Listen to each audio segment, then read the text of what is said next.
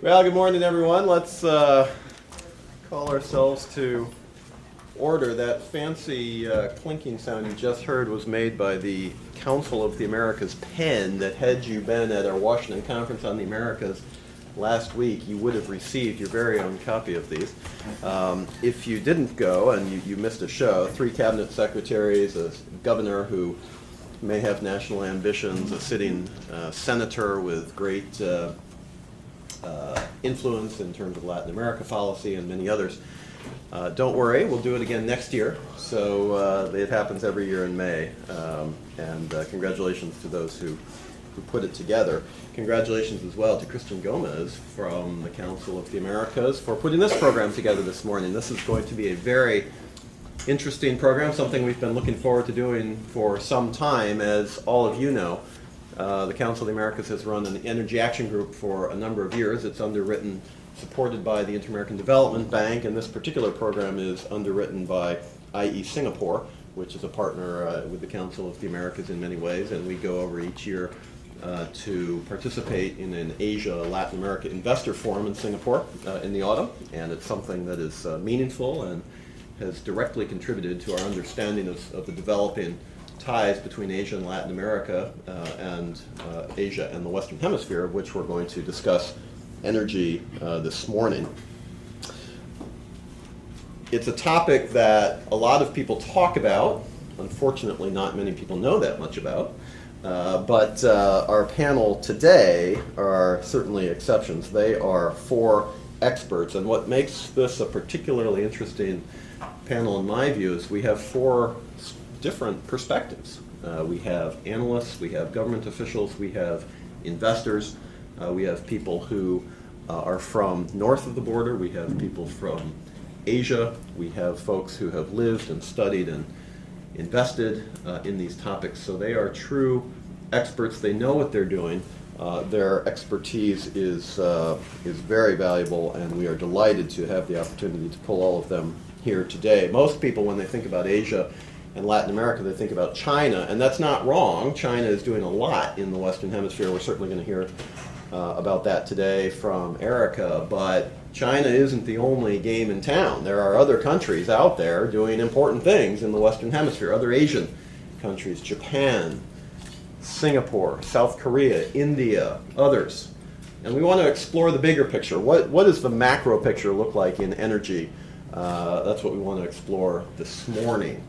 So you will hear about China, but the story is not just China, and we're very pleased, again, to have a much broader panel discussion to have that opportunity. But when we talk about energy, we think in terms of strategic investments, we think in terms of long-term investors, we think in terms of politics, we think in terms of macroeconomics, we think in terms of changing dynamics in the Western Hemisphere. What does it mean? What is it leading to? What's occurring? And so these are some questions we also want to explore, but most importantly, one of the things we want to talk about today is what draws Asian investment into the Western Hemisphere? What is it that investors are looking for? What is it that countries are looking for? And we know, for example, that not each country is the same. Just as Asian countries are different, the countries of the Western Hemisphere are dramatically different. Canada is not Argentina. Chile is not Brazil. Brazil is not Barbados. We know this, and so there are different aspects in terms of investment that investors and entities are looking for, as well as other sectors within the energy space. It's not just oil and gas, which many people think about at the top line, but it's also alternatives. It's also infrastructure. It's also pipelines and transmissions lines. It is a much bigger picture here than just oil and gas drilling, although that certainly has aspects into the equation as well. So as promised, and as I said, we do have 4 terrific speakers this morning. Each is going to make a brief presentation from their perspective, and then we will have the opportunity to follow up with questions and engage with all of you in what I hope and trust and anticipate will be a very strong and interesting dialogue. I'm going to go first from my left to my right, and our first speaker today is going to be David Manning. Since 2013, he has served as the government of Alberta's representative in Washington. He is somebody who knows the Canadian energy sector very well. Perhaps some of you have heard about some issues between the United States and Canada, but that's not necessarily what we're talking about today. We're talking about Asian investment and other opportunities being found in Alberta. And he is here seeking to expand inbound and outbound investment flows with the United States, but he also has, as I mentioned, a bigger understanding of what's going on. Previously, he was active in the technology sector, leading the New York Smart Grid Consortium and holding other key leadership roles in energy-related companies and organizations. So we anticipate his comments with anticipation. Our next speaker will be Erica Downs, who is a fellow at the John Thornton China Center at the Brookings Institution. I've actually heard Erica present on Chinese interests in Western Hemisphere energy, and she is magnificent at it. She's a leading scholar, widely published on topics such as the expansion of Chinese firms and Chinese state-owned enterprises, particularly in energy, mining, and construction. Before coming to Brookings, she was at CIA and also at Rand Corporation. Our third speaker is Mr. Hidehiro Muramatsu, who's the general manager of the Washington office of the Japan Oil, Gas, and Metals National Corporation. He's had a varied and successful 3 decades in government service, serving as the Director General of the Japan Nuclear Energy Safety Organization, as well as the Economic Counselor at the Mission of Japan to the United States. He's also had many other posts, but these are among 2 that I think are directly relevant to our discussion today, and we anticipate his comments as well. And then the final speaker on our panel is actually a personal friend of mine as well, Dhritiman, who is here from Singapore, and he is one of the people that I have had the pleasure to get to know in my annual trips to Singapore, which I referenced. He is with BW Ventures. It's a venture capital and private equity firm based in Singapore that invests in the oil and gas and power and clean tech sectors. Dhritiman has significant investing experience globally in various sectors and has executed transactions in various sectors. I don't want to go into all of those either because we'll be here all day, Dhritiman, but I tell you the truth, it's terrific to have an energy investor on the panel as well, and somebody from a country that has a very outward-looking approach and is very interested in some of these topics as well. So this is going to be a very interesting morning, a very interesting day, and to get us going, why don't we, as I mentioned, go to the order that I made the introductions. We'll start with David Manning. Would you please join me in welcoming our panel to the Council of the Americas this morning?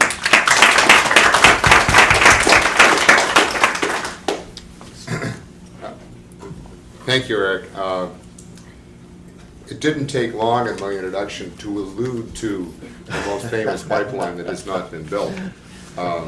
And, you know, I have actually been down here representing Alberta in past lives. I did this a number of years ago, and of course the Canadian effort has always been, particularly in an America's conversation, to let the American audience know that we are in fact there and that we are your largest friends. And I was speaking in Columbus, Ohio yesterday and pointed out that the vast majority of and you know, Ohio is a major trading state, but the vast majority of its trade is with Canada.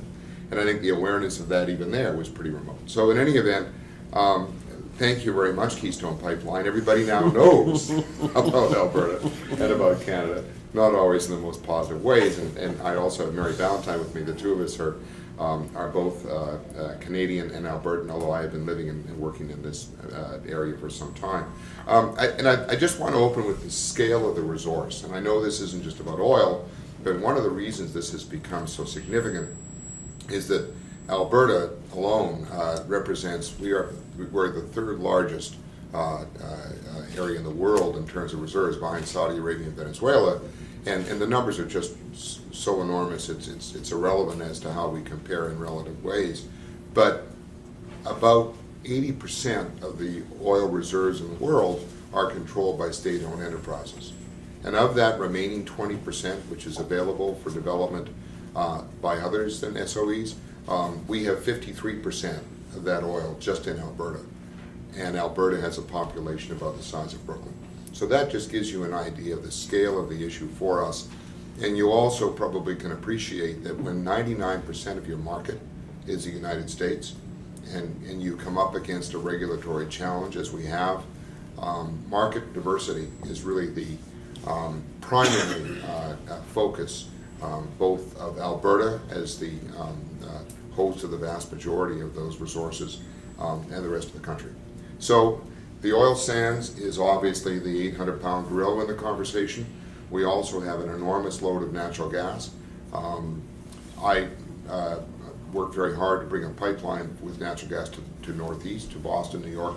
When that pipeline was opened, the price of gas dropped by 50% in that region, and the price of gas went up by 100% in Alberta. So you have these trapped markets, and that, of course, is a major price driver. So now in Alberta, about 5% of the oil sands, or production, I should say, oil production, is produced by SOEs. So the amount of foreign direct investment in Alberta, the Alberta energy sector, has been over $400 billion since '08. Asia has represented about 10% of that, 55% the US. So, but that's still $30 to $40 billion in direct investment from Asia in a relatively short span of time. Very significant was the acquisition of Nexen. Nexen is a now wholly owned, Chinese owned, and that obviously was a significant event after the Unocal debate took place in the US, what, about '06. So I think there has been a bit of a variation within the relationship.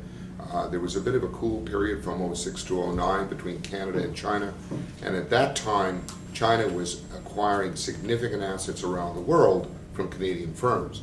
And then I think there was a real thaw in '09 and then a rapid period of very, very significant investment. So we have a ton of natural gas at its peak. We represented 16% of US gas demand. Now we're about 12%. Thank you, Marcellus. We understand that market shift. If you ever wanted to Google there was a major gas pipeline that was just recently built between Wyoming and the Middle Atlantic at a cost of several $billion dollars, and before it ever operated, they then had to apply to reverse it. So those two counties in Pennsylvania have reversed a multi-billion-dollar pipeline, which is now flowing gas westbound. That just shows you the significant changes in gas flows, which is my segue to LNG, and of course we have Mitsubishi and others. So West Coast LNG and East Coast, there's an existing LNG facility in Eastern Canada, which is in Midport, but there is another project to export, and there's tremendous interest from India, there's tremendous interest from Japan. Some of the investors are here in the room. So LNG export is another big issue for us. And again, it's not clear how there are so many projects that would like to go forward. That's not clear how it's going to be priced. I don't want to go too long here, so I just want to raise that opportunity and issue. But again, market diversity on the oil side, we are looking, and Alberta is working hard to expand an existing oil pipeline westbound to the West Coast, build an additional pipeline. I only know what I read in the papers, but there is another Nexen project with CN where they're looking to do a rail connection to Prince Rupert, British Columbia, which would be 7 trains a day. 7 trains a day is equivalent to a pipeline.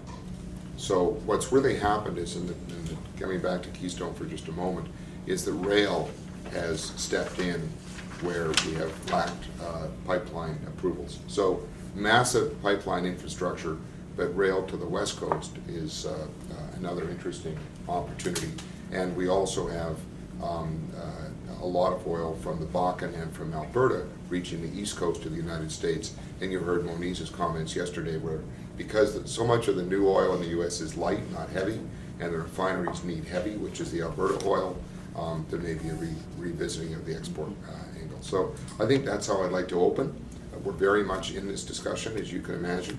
And I think I think Alberta and Canada are very receptive. I think when I talk to my Chinese national friends, they talk about our geography, they talk about our education system, they talk about our tourism industry, they talk about all of the attributes of Western Canada which have made them familiar to Asian investors that are positives, and then they always come back to political stability.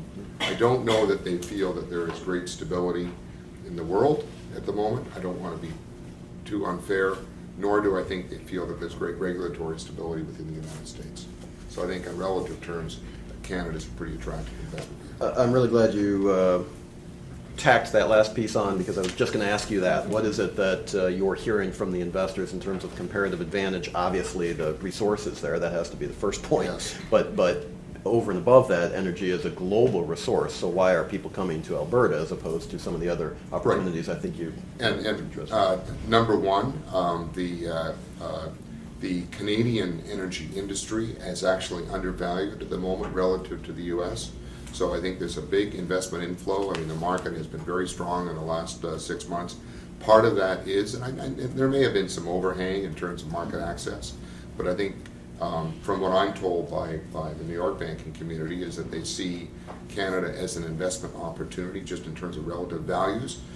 Number two, I think there is, we have a majority government in Canada. I think there's a lot of political stability, and I think there's a lot of public comments by governments that are supportive of energy development. And of course, number three, there is this high awareness and recognition now that market diversity is an agenda. Just very quickly, one pipeline going eastbound is an existing gas line. It's the line that I helped build in 1991. And of course, it's not one pipe, it's 5 pipes in some places. So a 36-inch pipe would be converted from natural gas, which is no longer quite as necessary in Pennsylvania, to oil. And then that would be extended to the east coast of Canada. It would be an entirely Canadian line. An opportunity. There's also Line 9 reversal, which would be bringing more Western oil to these large refineries in the east. So there are 2 examples, and then of course the opportunity to export beyond is very real. So I think that project has great optimism. West Coast is more controversial, but the expansion of the Trans Mountain system I think is much more assured. And then there's a very interesting project. The Alaska Pipeline is now down to 25% of its flow. And if it goes any lower, they may well end up losing that resource and stranding Alaska's revenue stream.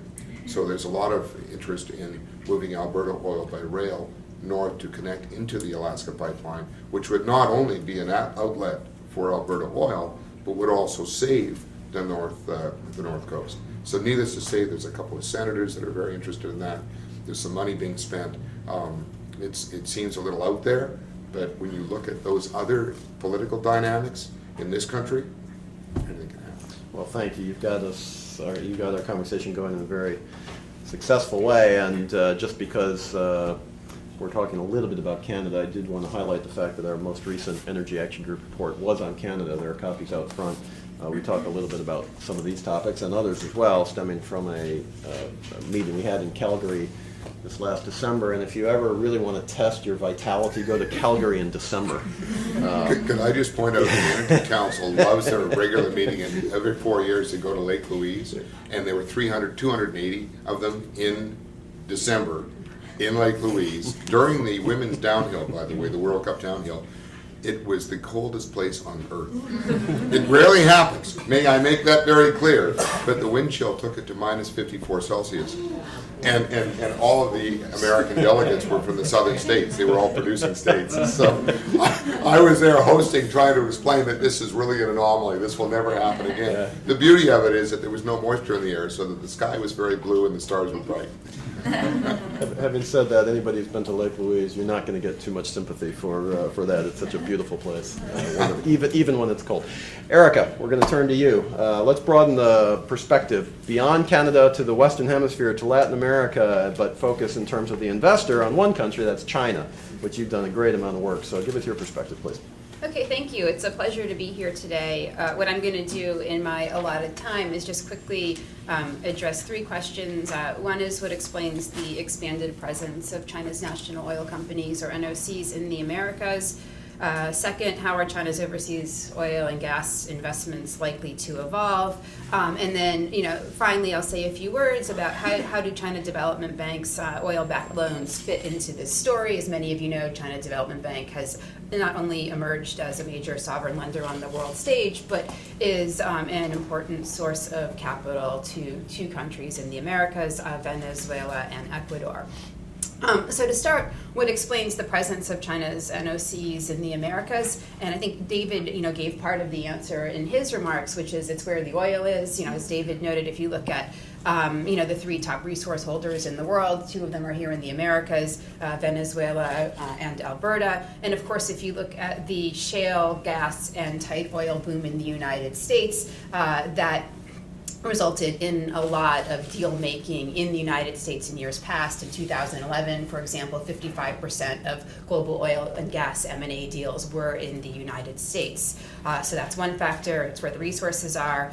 A second factor I'd highlight is that this is, the expanded presence of China's national oil companies here is sort of part of the broader story about the emergence of Chinese oil companies as major players in global mergers and acquisitions. If we go back to 2005, when here in the United States, a lot of people were worried that Chinese oil companies were buying up the world, they actually only accounted for 3% of global oil and gas M&A in terms of total deal value. Fast forward to 2012, and that number was up to 15%.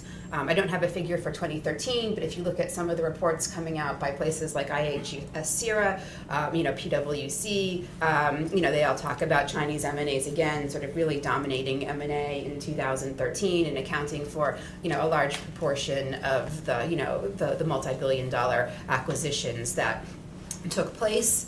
And then another factor I would highlight, I guess it's sort of three factors, is sort of the trifecta of the global financial crisis, the U.S. Shale gas and tight oil boom, and the discovery of Brazil's pre-salt deposits. And all of these really created new opportunities for the companies here in the Americas. In terms of the global, and these all, of course, occurred, more or less around the same time.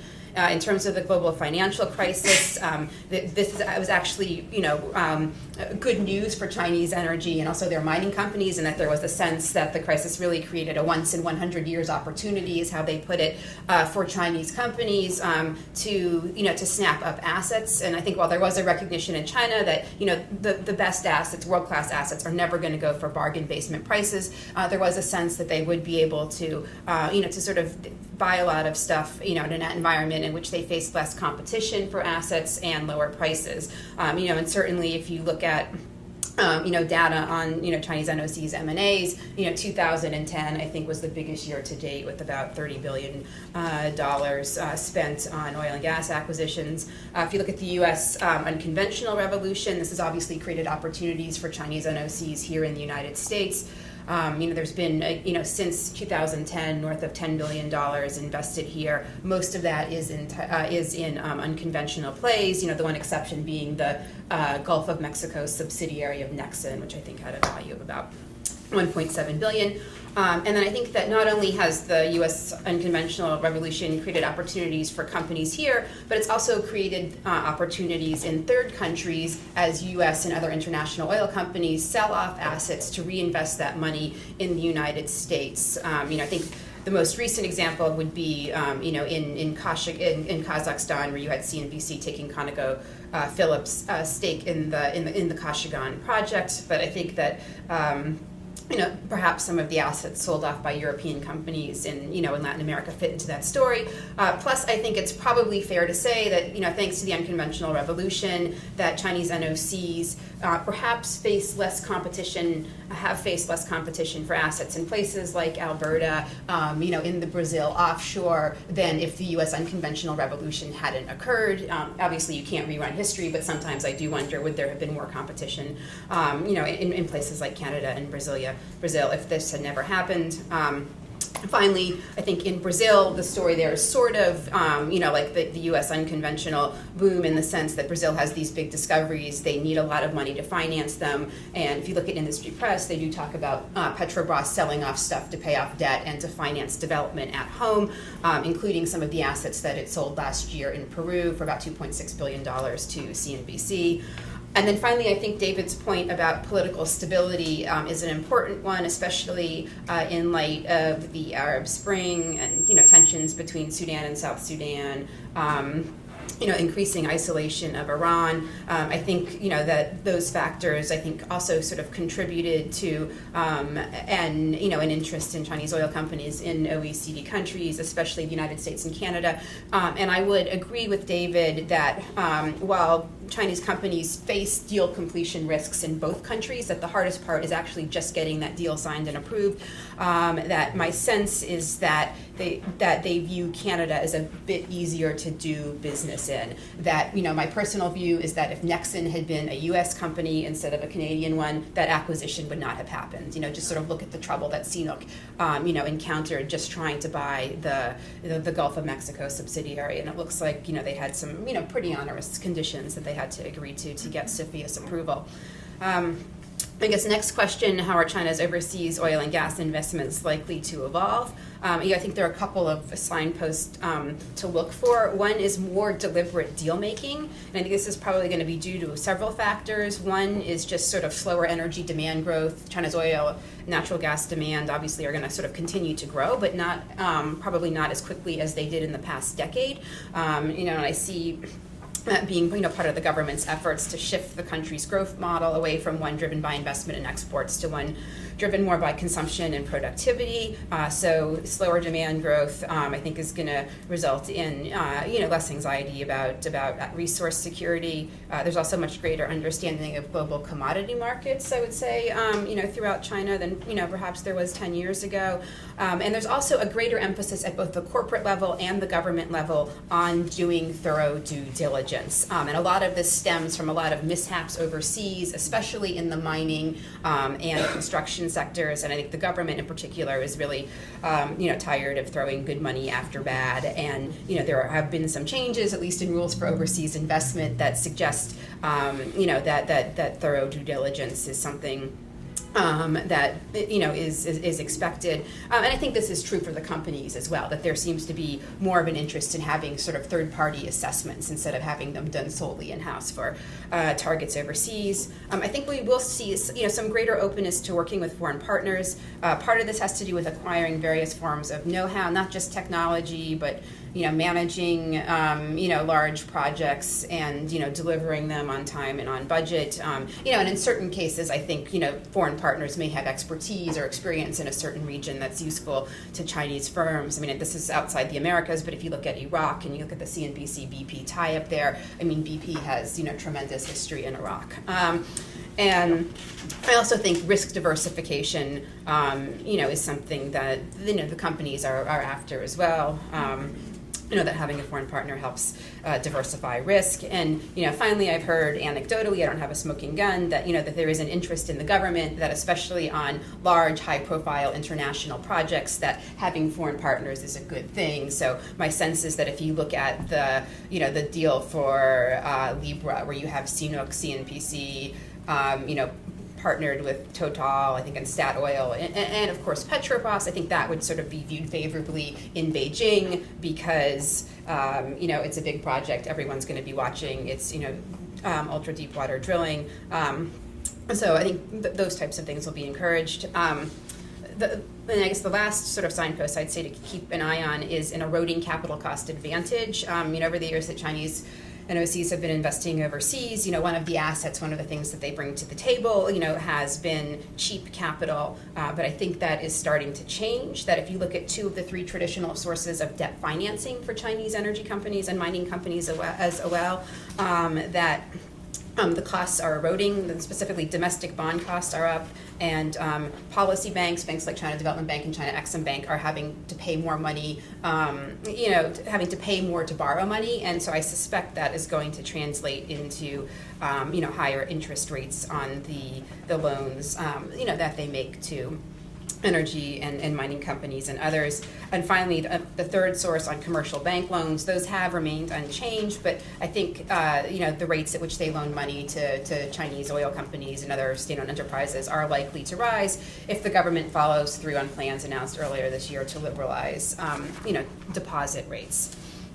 However, to the extent that these companies do maintain a capital cost advantage, I think they are well positioned to, expand in a couple areas in the Americas. One is offshore Brazil. Petrobras, has a lot of resources. They have the technology. What they need is the capital. I think any oil and natural gas project with an infrastructure component, you have a lot of Chinese companies that are very good at building infrastructure. China Development Bank loves to fund it. They funded all the major infrastructure projects at home in China. So if pipelines are needed to bring heavy oil from parts of Colombia to the Pacific coast, I think that would be of interest. Getting oil from Alberta to the west coast of Canada, if some of the obstacles there, could be overcome, seems like a perfect project, for a Chinese consortium, and perhaps some of the LNG facilities that are being talked about in British Columbia. And I think, Alberta and oil sands. And then I guess the last thing I wanted to comment on was China Development Bank and their oil-backed loans, and how does this sort of relate to international M&A by Chinese companies. Here, my personal view is I don't see the loans as being linked to the acquisition of specific upstream assets in the Americas, and even in places like Ecuador and Venezuela. I also don't think they're viewed as a substitute for M&A on the part of Chinese companies. That if you sort of were to go deal by deal and look at where the assets Chinese companies have acquired in Latin America, in the past few years, I don't see loans from CDB as being, a big factor or a direct factor there. Although I do see these loans sort of being aimed, sort of broadly at, advancing a variety of national and corporate interests, such as securing energy supplies, markets for Chinese goods, and contracts for Chinese firms. And certainly if you look at Venezuela, which has been a huge recipient, north of $40 billion from China Development Bank, in the past 6 years, yes, Chinese oil companies are taking, delivery of more oil from PDVSA, but, I think you could probably make the case that, the bigger impact has been in terms of Chinese goods. If you look at Chinese motorcycles and other stuff that have really sort of flooded the market there, as well as contracts for Chinese firms who, are building various stuff there. That being said, I think if these loans were to help a Chinese company buy something, everyone in China would be very happy with that too. And then, since we're on the subject of CDB, I will close with a few words on Venezuela. And it seems to me that the bank has been taking a more cautious approach to business there since the death of Chavez. I think initially that had to do with the uncertainty surrounding regime change, which I would almost expect to see in any country.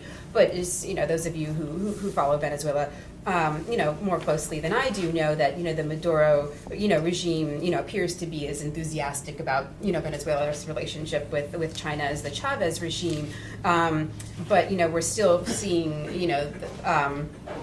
money being, loans being extended from CDB to Venezuela, at a much slower pace. And, my understanding is that some of that has to do with frustration with the slow pace of oil resource development in Venezuela, because those reserves, are, supposed to be converted into production, which in turn, supports payback of the loans. And, I've also heard anecdotally that there are some concerns about how the loans are being used, but I'd welcome, any insights, from anyone around the room who's looked at this as well. And I'll stop there. Erica, that was terrific. Thank you. And let me ask you to speculate on one point, because you kind of walked up to the cliff and looked over, but you didn't jump. So I'm going to try to get you to jump. You talked about the changing dynamics, due diligence, more caution in investments, a changing profile in terms of China. I thought it was really interesting how you put it, less anxiety about resource security because of a changing production profile in China itself. And bringing in what China did with Nexen, if I recall correctly, they paid a premium of 50%. It just came in with, to put it crudely, bags of money. As China is seeking global assets, would you see this changing? In other words, the willingness to pay a premium so much higher than market value, whoever values these things, or is it still going to be the idea that here's an asset that's valuable to us, so we're going to pay whatever it takes to secure that asset? How should we think about those questions? Yeah, no, I think there was a premium. I don't know, was it as high as 50%? I agree there was a premium. My understanding is I think that for CNOOC, they felt that was just part of the deal, that they just weren't getting this asset unless they offered to pay some sort of a premium. I think one thing I'd want to look at as well to help answer your question is sort of the cost of, the capital for Yeah. that deal, that they had to borrow $6 billion to help finance that acquisition, and that was done through a consortium of international banks that. It wasn't China Development Bank, it wasn't China Exim Bank. And, I think this occurred at a time when I was seeing a lot of press about how Chinese oil companies were actually getting lower interest rates from international banks than from Chinese state-owned banks. And, the argument there was that, like the Goldman Sachs and other banks of the world want to attract these companies as long-term clients. And so how do you reel them in? You give them a good deal on a loan. And I think that if you're an international bank, you look at these companies the same way like a China Development Bank or Bank of China would, which is that, they're state-owned companies that the government isn't going to let them collapse, so you're going to get your money back. So I think there's that part of the story as well. I don't think we're necessarily going to see overnight a CNOOC or a Sinopec or a sort of a CNPC looking for and achieving the same high teen double-digit return on a quarterly basis that you see from an ExxonMobil. But I think that this is more of an evolution than an overnight change. But there is more of an emphasis in China. And this is going to vary within companies, but certainly in the government, and making sure that deals are successful, meaning that they don't lose money and they don't damage China's reputation. The other thing I would highlight about Nexen, though, is that my understanding is that the deal making on the Chinese side, was near flawless. That they just did a great job running this deal, and if you compare that to CNOOC Unocal, or if you compare that to Minmetals Noranda, which occurred in Canada, mining deal before the year before CNOOC Unocal, that you can sort of really see the evolution of of how Chinese run their deals, especially when they're trying to get into what I think are some of the most challenging markets for them, the U.S. and Canada. I think they did a great job there. Just a tiny point was the political window. There had been this period of coolness when the current prime minister came in for a period of years, and then there were a lot of pressure from within Canada to warm that up. And there were some public comments, a visit to China. I think that the Chinese saw that they had a window, and they did a superb job. And I think they wanted to move. And the Nexen deal was compelling for a number of reasons. The asset base, but also I thought they saw an opportunity to do a whole takeover that they wanted to demonstrate that they could do. Well, we could do a whole session on that, which I'd like to, and we should come back to that. But let's shift the gaze from China to Japan, which Japan is oftentimes a country that doesn't get as much attention as perhaps it should in the Western Hemisphere, because literally the presence has been hundreds of years. And it's been a very effective presence and something that I think is not just strong, but growing. So let's hear a little bit about that. Oh, I'm sorry. Thank you very much, Eric. It is a great honor for me to come here and speak about Japanese stance toward the investment in Americas. Before talking about the Japanese focusing on the resource and energy sector investment in Latin America and North America, I would like to briefly touch upon my organization's activity. My organization is JOGMEC, Japan Oil, Gas and Metals National Corporation. This is a kind of governmental organization, which is under the authority of Ministry of Economy, Trade and Industry, and financed, 100% financed by the Ministry of Finance of Japan. So we are run by, tax. 100% tax. And maybe you have heard of the name of the Japan Bank of International Corporation and Japan External Trade Organization. These are our siblings. We are sometimes cooperate and act each other. So I would like to briefly touch upon Japanese companies' main focus on investment in Americas. The firstly, of course, crude oil. Currently, Japan import from the Americas the crude oil is just less than 1% of total consumption of the Japanese market, just from the Venezuela and Ecuador. 2 years ago, we imported from Colombia, but 2012 and 2013, we have no import from Colombia. But currently, we are closely watching this year's Ronda Colombia 2014. Maybe a Japanese major trading house is closely watching on what would be an opportunity for an investment. Colombia is relatively very new for us because many people think that Colombia is still very dangerous place because of the FARC guerrilla attack and Medellin cartel, the kind of narcotic cartels. But nowadays, Colombia is totally changed after the former president and the current president take the regime. So we are closely watching on the opportunity on the investment in Colombia. And also the Brazil. Brazil has a huge potential, of course. There is a few years ago discovery of a pre-salt, and last year there was a round, but the Japanese companies has not succeeded in the winning in the bidding round.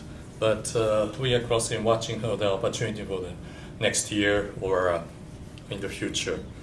Maybe during the next year, 2015, Brazil will be a next exporter of crude oil. So we are closely watching the opportunity. And also the Japanese companies are already invested in Orinoco Belt in Venezuela, but maybe you know that there is still a little bit concerned about the political situation in Venezuela. So that is also my concern. Also in Peru, two Japanese companies already acquired some share of the 2 blocks of the crude oil, and now they are conducting exploration activities. So we're waiting for the result. And also in Uruguay, offshore Uruguay, one of the Japanese companies acquired some certain percent of the deepwater block share, and currently conducting exploration activity. And finally, I like to talk about the Mexico, of course. Last December, Mexico government submit to the amendment of the constitution, and that was passed through the Congress and signed by the president.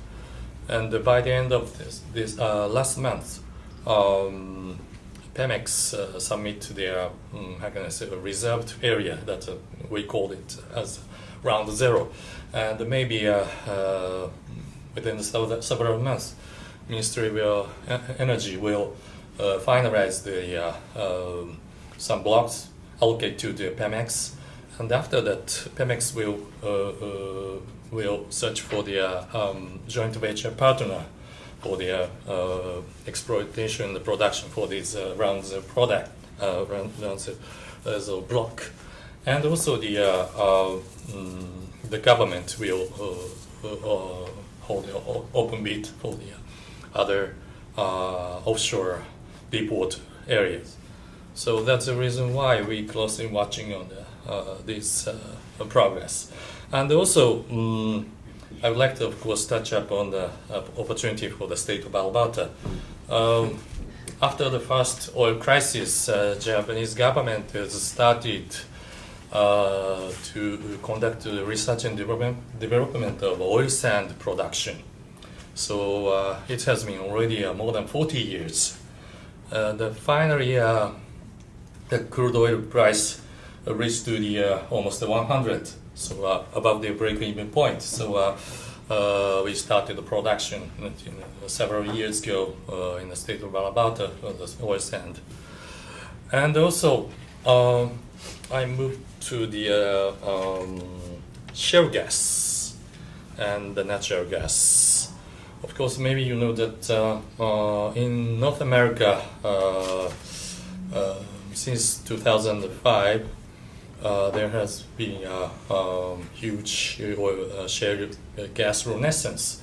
So already Japanese major trading houses such as Mitsui, Mitsubishi, Sumitomo, Marubeni, Itochu Sojitsu, and Toyota acquired some share of the joint venture of the shale gas formation in the United States and also in Canada, British Columbia. Not so many projects we provide financial assistance, but Japanese companies have already started production and sell their shale gas. Maybe you know that currently in the United States and Canada there are a lot of LNG export production project.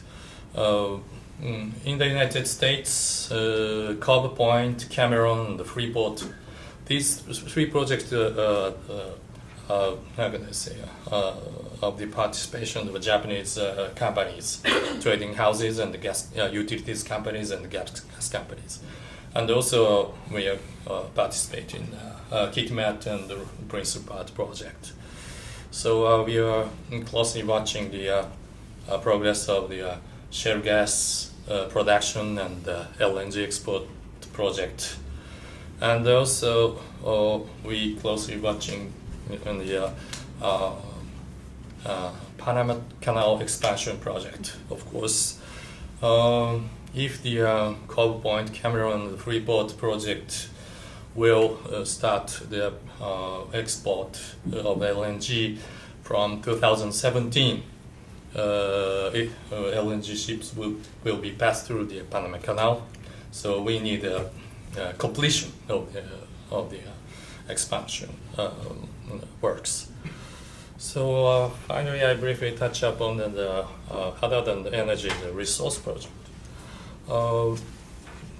JOGMEC has 4 overseas branches along with the west coast of the mountain range of the Americas, through the Rocky Mountain, through the Andes mountain range, Vancouver, Mexico City, and Lima, and Santiago. These 4 branch offices mainly follow the development of the mineral mines project. Traditionally, we are focusing on the import from the Latin America's the base metal, such as copper or zinc. But several years ago, we have faced with the risk of disruption of the rare earth and rare metal, mainly exported from China. So now we are closely watching the opportunity to invest in rare metal rare earth project in the Americas. These are, how can I say, just a brief overview of the Japanese focus of the Japanese companies invest in the Latin Americas. Thank you very much. And can I follow up with a topic we haven't really raised? We talked a lot about oil and gas, et cetera, and appropriately so, but Japan has a real expertise on nuclear energy, and Latin America actually has a lot of nuclear power generation capacity, both in existence and also potential. But there have also been some projects, particularly in Chile, which have been put on hold, et cetera. How are you looking at nuclear energy in the Latin American context? Of course, in Latin America, Japanese companies invested and opened up the factories, for example, in Mexico and so on. And also the, how can I say, middle class energy, especially electricity consumption, is growing. For example, in Mexico.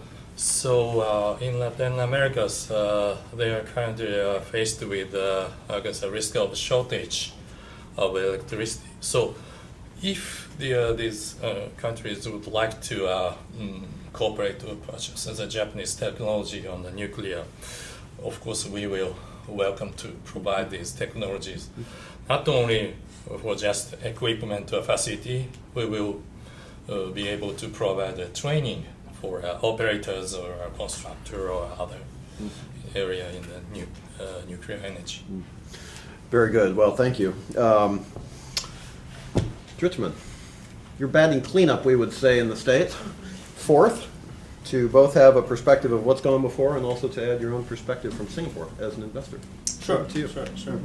So maybe before I tell you a little bit about Singapore's interest and India's interest, I'll just touch briefly on what my firm does. I, of course, work more for the investments arm of the group, which does venture capital and private equity activity, but historically our holdings have been in shipping and the offshore oil and gas production space. And, you know, let's just say our business plans have been turned completely on their heads in the last 5 years. We watched, to great alarm, one of our biggest customers of shipping services, the United States, importing less and less oil, and we started to wonder what to do with our ships. And then we also started to see the export potential when it came to LNG and LPG out of the US, and all of that product heading back to Asia, to China, to Japan, to India. And we are keeping a close eye on that because I think our bottom lines now are more linked than ever to US foreign policy when it comes to importation of these products, exportation of these products. When it comes to Singapore, when it comes to countries like India, the Americas really are a story of two halves. We look at Latin America, where we've talked a bit about China, we've talked a bit about Japan, so I'll talk a little bit about the other actor from Asia, which is India. Historically, India's investment in Latin America has really been a 20th of what China's has been, so nowhere close to the same kind of scale. But the kind of involvement we've had in Latin America has been of a very different flavor. For China, it's been the commodities rush when it comes to Latin America. But for India, steadily, it has become a place where we take the expertise that our private sector has developed over the last 2 decades. The push from China when it comes to Latin America has been government-led, but the push from India towards Latin America has been private sector-led. A couple of decades back, there weren't a lot of Indian companies with balance sheets that ran into billions of dollars, but today we do. There's a sizable number of companies whose market caps are well in excess of $3, $4, $5, $6 billion. They've garnered sufficient expertise when it comes to fields of manufacturing, agriculture, pharmaceuticals, IT services, and FMCG. And they look towards Latin America acquisitively. They look at Latin America as a growth market. And even though India has a 300 million strong middle class population to offer as an opportunity, it also comes with certain hindrances.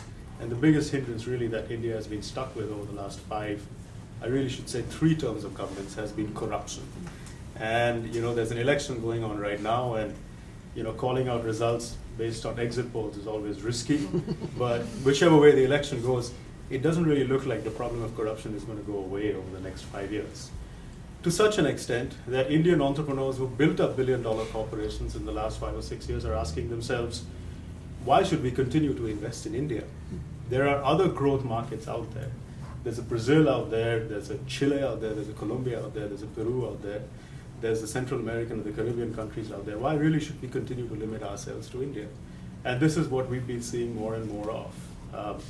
If you're a fan of inflection points and you look at sort of China's historical growth and exposure when it comes to Latin America, or Japan's historical growth when it comes to exposure in Latin America, it seems like India too is at an inflection point when it comes to Latin America. And after the results of this election settle, as balance sheets of a lot of these large Indian corporations have a shakeout post-election, I think we're going to find increasing investment and increasing exposure when it comes to Latin American economies. When it comes to the energy sector in Latin America, what really is it that Indian companies are taking exposure to? It's primarily power generation. There are 5 or 6 very large Indian companies, each with balance sheets in excess of $5 billion, who've now built up about 150,000 megawatts worth of experience when it comes to the power generation sector, both in thermal generation, both in renewable generation, and building transmission lines.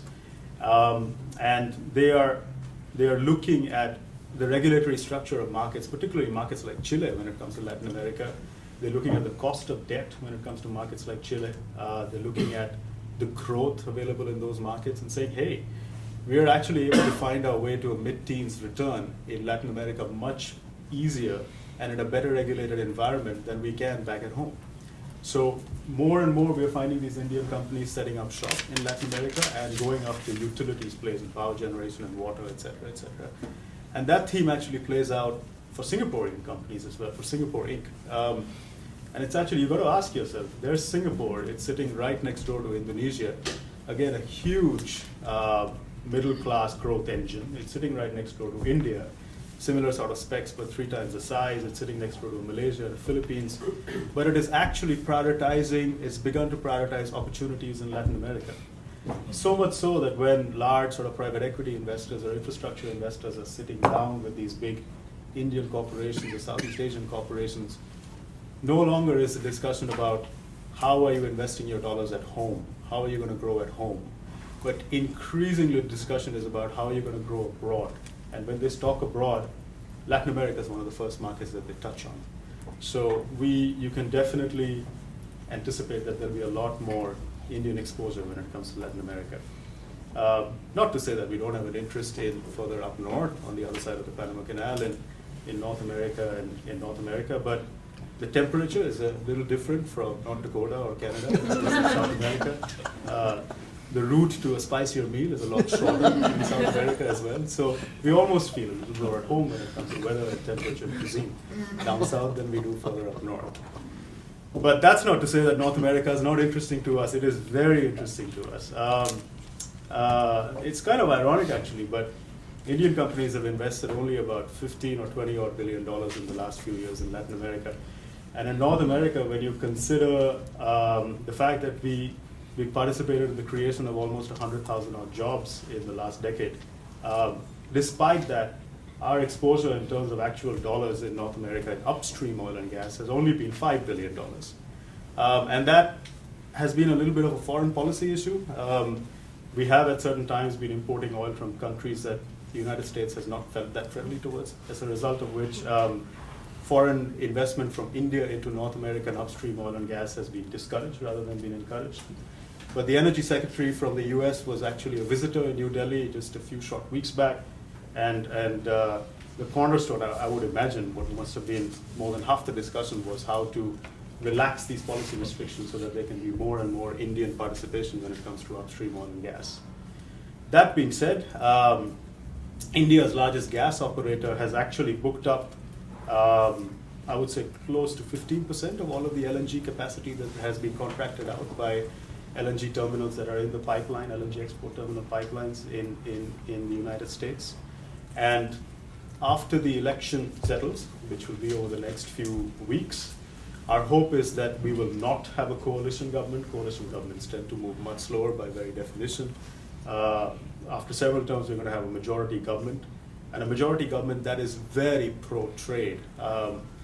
No matter what sort of polls you look at, it looks like the candidate that's going to end up on top is Narendra Modi, and Modi has engineered what his marketing people will tell you is a miracle in the state of Gujarat on the western coastline of India, and he's known to be very, very pro-trade and very, very supportive of the large industrial groups in India.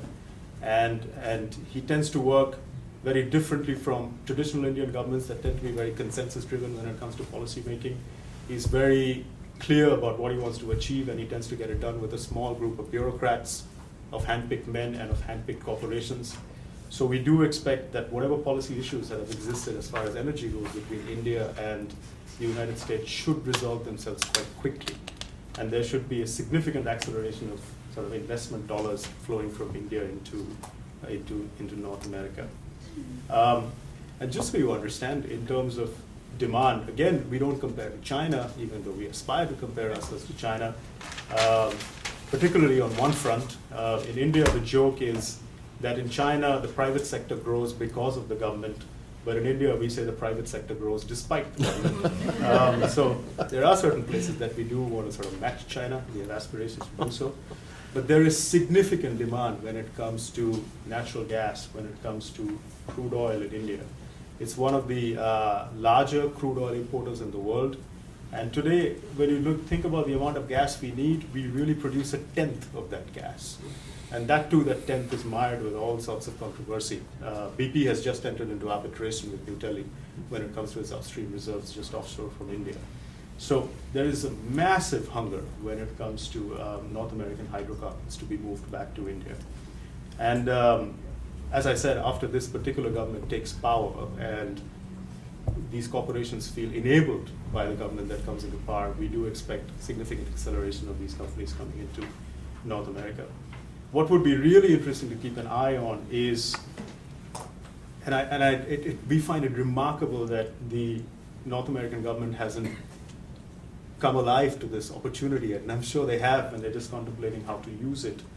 But this is a massive foreign policy weapon in the hands of North America. Investors internationally, they've always talked about China's age dividend, India's age dividend. X number of millions of people, tens of millions of people entering the workforce every single year. And that was really our population dividend that we offered to investors around the world. And now really we look at North America and we think about North America's energy dividend. This is going to unlock a lot of growth for North American corporations and people who invest into North America. And just so you have a flavor, the other day we tend to make investments in Bangladesh and Sri Lanka quite a lot. So we have a lot of interactions with bureaucrats there. And a Bangladeshi bureaucrat was telling us the other day that the government's annual budget is about $30-odd billion, out of which $2 billion is earmarked for the education sector. But if there's one thing that South Asian countries, and really Southeast Asian countries, are characterized by, with the exception of Singapore, it is massive subsidies in the energy sector. No consumer in all South Asian countries, nobody pays market prices for the power that they consume, nobody pays market prices for the oil and gas that they consume. Most of it today is subsidized. The subsidies are slowly being rolled back, but it's going to take a while to roll back in democracies for subsidies to be rolled back. And the bureaucrat in Bangladesh was telling us that it's a $30 billion annual government budget, out of which about $3 billion is earmarked for education, and $6 billion is spent on fuel subsidies.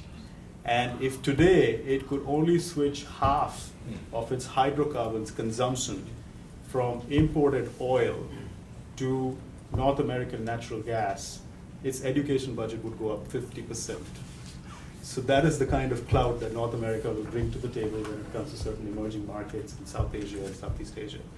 And I wonder, as US governments come alive to this energy dividend, how it will be used. It'll be very interesting to watch. You know, it's a fascinating conversation, and I tell you, I think you're being generous. I'm not sure we have yet come alive to the points that you're making, although I personally have been promoting that, precisely those points, for some time now.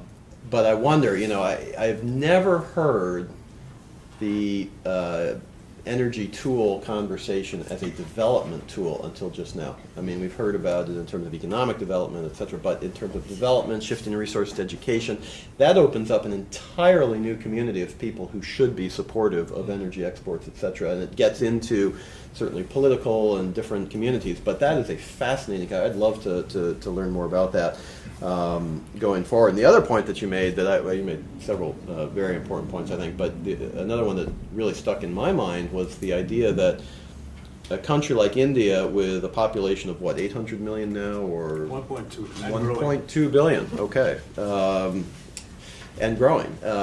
Massive market for power generation, and yet companies are looking to invest in a country like Chile, the size of, you know, what's the population of Chile today? 18 million. Okay, so it's a lot less. Because of regulatory structures, because of all kinds of, I mean, that encapsulates, I think, you know, the importance of governments within the power sector in terms of how they can encourage it or not. And some of the points that you've raised. This is a fascinating conversation. I would love to take the conversation in several different directions, but I promised all of you the opportunity to jump into the conversation. We've got a short period of time left, about 20 minutes, so why don't we get into it? To the extent you have a question, if you could please identify yourself by name and organization. Let me take 3 at a time. We'll go 1 and 2, and if there's a third, we'll start here. I'm Miguel Schloss from Chile. That's why I was able to answer the question. An investment company in Chile. When I listen to this discussion, particularly the contrast between what you have said and the others, really what I'm starting to wonder is whether there is really a need to think a little bit more outside the box on the petroleum side, particularly the upstream part. The investment process is terribly convoluted, terribly involved the governments. terribly complicated with NOCs, etc. And one wonders to what extent the problems that the countries have had for the last 100 years or so is the result of this stronghold that governments, particularly in developing countries, have on the sector. Is there anything to be learned from the developments that have taken place in mining, where over the last 60 years or so there has been a process of liberalization whereby the level playing field between private sector and governments has been evened out, where differentiations between what governments do in terms of the public goods, the investments in cadastre, governance structures to attract investment and yet regulate the concession arrangements, etc., and the private sector taking the risk and doing the investment, whether that might be a better way, one, to depoliticize the whole process, two, make the investment process much smoother and more responsive to the demands. Three, there is a reduction of the corruption that comes with few hands controlling massive resources. Is there anything to be done in that field, basically so that there is an increased supply and an increased flow of investments? Thank you. We'll go to the back there. Hi, my name is Cesar Rosales. I'm a recent graduate master's student from Georgetown. I just finished my internship at McClarty. And so my question is related to the challenges of investors in Latin America, mainly based on the forecast of the World Bank, saying that there's going to be a slowdown of the economy in Latin America. So, and we've been looking at some problems of the markets, like in the case of Bolivia, where natural gas exports to some of its partners, like Brazil and Argentina, is likely to become, to shrink a little bit more, threatening their growth. So the first question is, how are these Asian companies going to deal with this economic outlook? And the second is, in a low carbon economy, like most of the world is aspiring to become, how are Asian companies going to become more competitive when oil, particularly, not necessarily natural gas, because natural gas is cleaner, how are they going to deal with other competitors in other cleaner energies?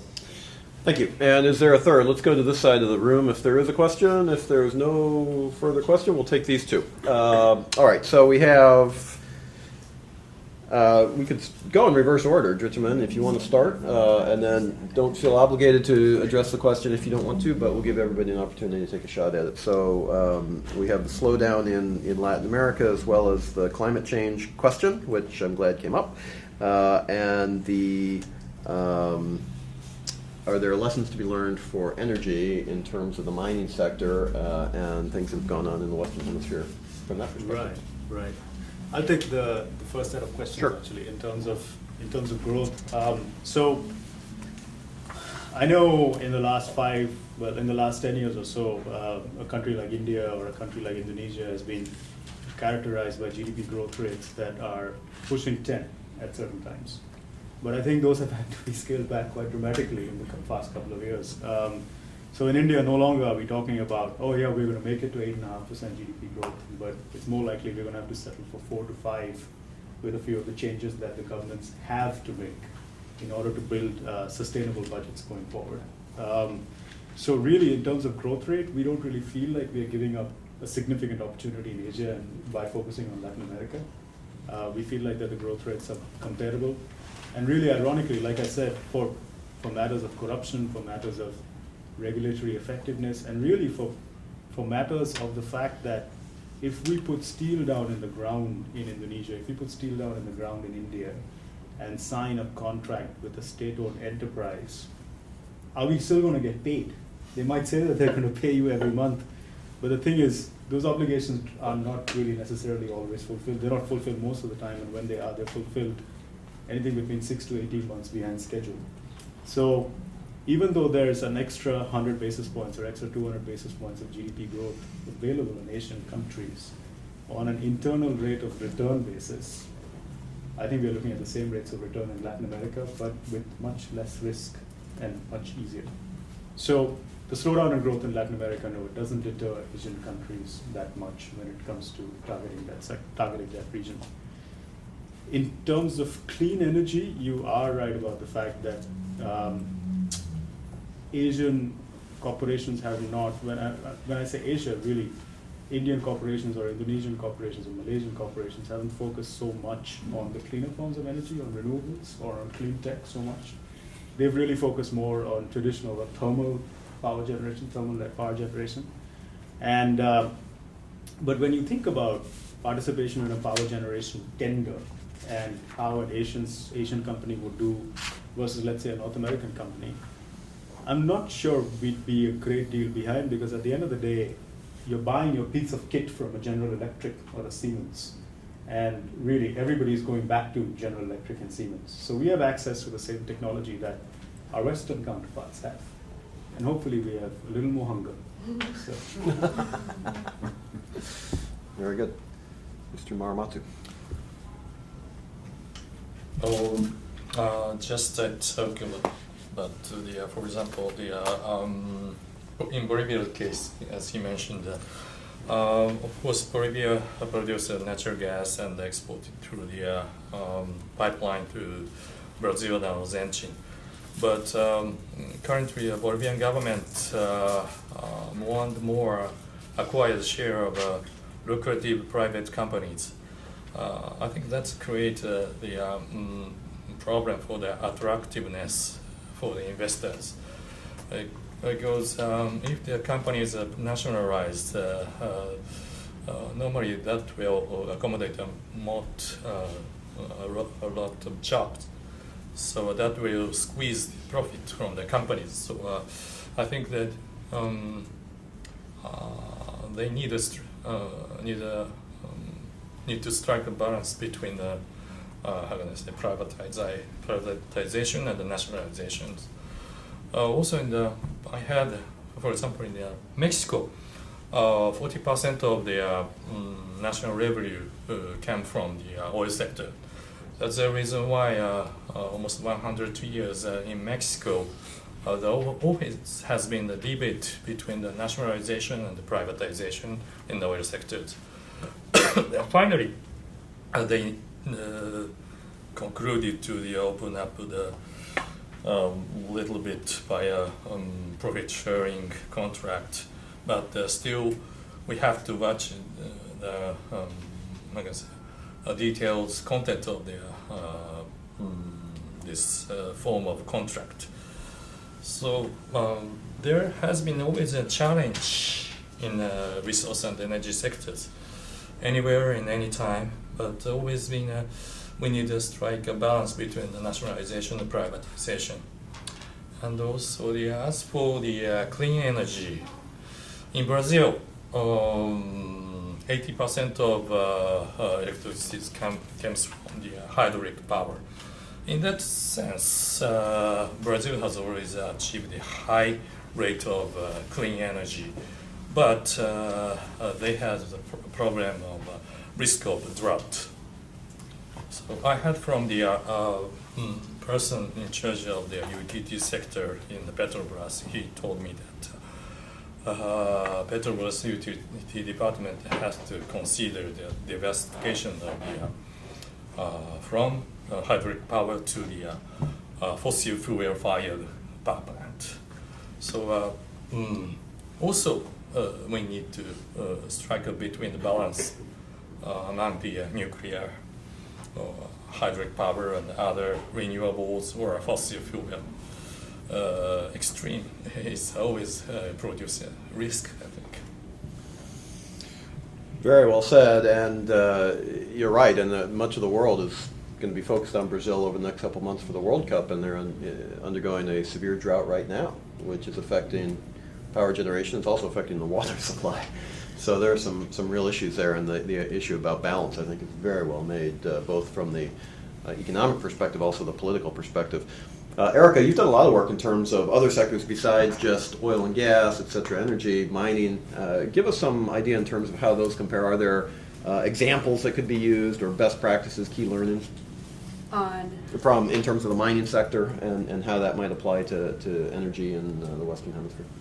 I mean, I guess two thoughts. I mean, one, I think with mining projects, arguably more than oil and gas, that being a good corporate citizen and having good relations with the host community is key. Just because with some of these projects, you're operating there, on the ground for decades, and so I think that's one thing that. A lot of the Chinese mining companies have come to learn. In recent years, from some projects that haven't gone as well as they would like to overseas, that making sure that you have a good relationship, with the host community, is important. And you do see Chinese companies, I think, doing more in the area of corporate social responsibility. Some of this depends on, how much pressure the host country puts on them. That I think, in Australia, for example, a lot of stuff has been done, that you see them, doing everything from, putting out really detailed CSR reports, supporting sports teams. But I think globally there's a recognition that, to the extent that they've had problems overseas, that some of them have had to do with just not doing a good job integrating into the community. I mean, overall, I think the Chinese oil companies have done better than the mining companies. I think that might have to do with some of the, the differences in the projects. Like if you're doing something offshore, you don't have to worry as much about, it's a different set of issues, but you're not, interacting as closely with the host community. I think the oil companies just have a lot more, have had a lot more experience dealing with foreign companies and foreign countries over a longer period of time. David, let's give the last word to you. Just quickly, I think the mining sector, there have been some interesting opportunities. Canada Tech has been made real investment. I think your point about how the culture, the immersion within local culture, I think is very important to watch. The Asian investments in Alberta have not had any assurance of oil supply because the access is limited. So they're driving Canadian jobs, they're driving Canadian growth, they're driving development of the resource. Japan has been investing since 1978 in improved technologies to produce the resource. So we've had a very positive record. Nexen is the only example of a complete takeover, but there's been a significant amount of M&A, and with each one of those deals, there is a growing awareness and understanding of business practices in North America, which we, of course, think provide that unique window on the United States market. And I think that's one of the advantages that you get in a stable country of Canada, is that you can develop these cultural practices and you can learn from that. I think the point on green energy in renewables is very, very important. The old story that the Stone Age did not end because we ran out of stone. And what's been overwhelming the last 2 years is just the sheer awareness of the scale of the resource. And Alberta's known that for years. We've had this huge, huge hydrocarbon base, and now all of a sudden, we don't talk about energy independence because you're never going to be independent of a world oil price, but you are now talking about energy self-sufficiency. I read an article, it was probably less than 10 years old, that between Alberta and Venezuela, the two of us accounted for 1/3 of the U.S. oil imports, and what a tremendous influence that could be. Well, Canada now represents over 1/3 of U.S. imports today, and Alberta is the lion's share of that. So I do think that there's a lot of the resource. That said, there is this tremendous interest. I thought your point with respect to India and energy educational budgets being slammed by these subsidies, is I understand from my reading, the incumbent party in India in an election year is now advocating for a reduction of subsidies by 50%. And the way they're driving that is to increase domestic production and wean themselves off the variables of imported oil and the price and the uncertainty of those oil suppliers. So they're a little bit playing to the global uncertainty that we've discussed a bit. So you put all that together with the interest in the cleaner energy. Alberta's approach is working towards a greener barrel. I mean, we do have, Alberta built the first windmills in Canada, and I think possibly even some of the first in North America, 19 of them, because we have a mountain pass that has just a consistent energy flow. So in the late 80s, early 90s, we built 19 windmills, egg beaters, all the different technologies, and that was privatized in 95 and still operates today. So we also have a charge on carbon. And in 2007, when we all thought North America was heading to price carbon, and I was a delegate to Kyoto for 2 weeks from Canada, and there's been a $15 a ton charge on carbon in Alberta, which is under review. BC has a carbon tax, which goes into general revenues. Alberta has a carbon charge that goes into an innovation fund, which is now $400 million. And we are running CO2 streams through algae beds to make biodiesel, and that's being funded by Alberta. So I do think that that's a lot of where this industry has to go is in the area of sustainability. And my last comment is Mexico has made frequent trips to Alberta to learn about a regulatory regime. So we have just further enhanced our regulatory oversight of production standards. We've had a 26% reduction in CO2 emissions from our production industry more broadly. Many companies it's over 50%. So I do think that the hydrocarbon industry has got to drive that model, and it's a little bit frustrating for us that we've been challenged on that in the U.S. when in fact we probably have done more than anyone in terms of developing and working towards a greener barrel. So that I think is a very legitimate question. We seem to be absolutely awash in hydrocarbons, and yet there is no question that we are all looking for how to reduce our CO2 footprint. Well, thank you. You know, my sense is that from the questions, from the terrific panel, from the issues that we've raised, that we've just kind of scratched the surface. There's so much here, but we've done it in a very meaningful way. I'd love to continue the conversation. We can't because of timing, but I hope and trust that each of the panelists will at some point come back to the council to continue the conversation.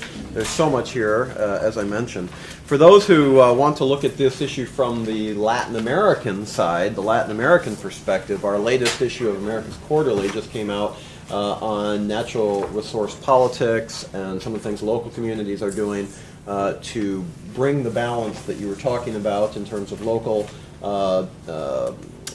requirements and issues in politics along with the needs of the investor community, both foreign and domestic, and we continue to do a lot of work on those issues, so I encourage you to take a copy to the extent you would like to. They are free and right outside the door as you depart. One final item of business, and that's to please join me in thanking our panelists for the terrific comments and their presence here today.